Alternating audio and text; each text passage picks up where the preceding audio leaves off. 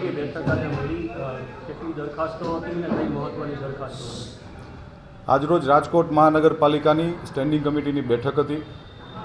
આ બેઠકની અંદર કુલ 53 દરખાસ્તો સ્ટેન્ડિંગ કમિટીમાં ભારતીય જનતા પાર્ટીના સૌ સભ્યો અને સ્ટેન્ડિંગ કમિટીના સભ્યો સાથે આજે આ બેઠકની અંદર 53 દરખાસ્તો આપવામાં આવી હતી. આ દરખાસ્તોમાં કુલ 102,44,16,00,000 જેવી માતબર રકમના રાજકોટ શહેરના 18 વોર્ડની અંદર વિકાસ કામોની આજે મંજૂરી આપવામાં આવી છે. કુલ 53 દરખાસ્તોમાંથી દરખાસ્ત નંબર 35, દરખાસ્ત નંબર 38 થી 46 અને 48 રાજકોટ મહાનગરપાલિકામાં જે કર્મચારીઓને આરોગ્યની જે સહાય એના પરિવારોને આપવામાં આવે છે.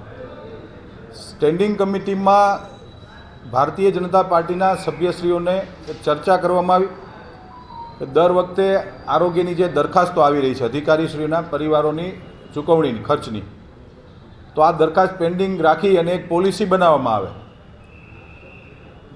અને એ પોલિસીને ધ્યાનમાં રાખીને આવતી સ્ટેન્ડિંગ સુધી આ દરખાસ્તને અમે પેન્ડિંગ રાખીએ છીએ.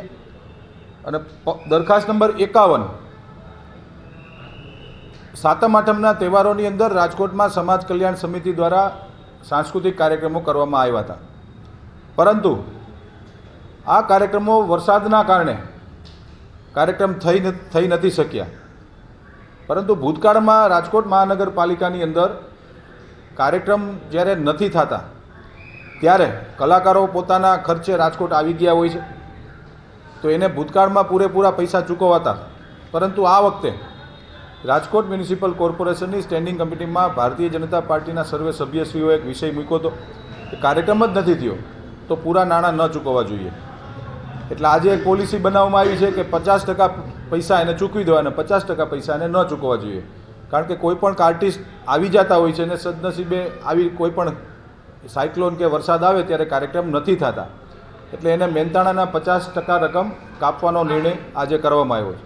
કુલ 102 કરોડ જેવી માતબર રકમના કામો, વિકાસ કામો આજે મંજૂર કરવામાં આવ્યા છે.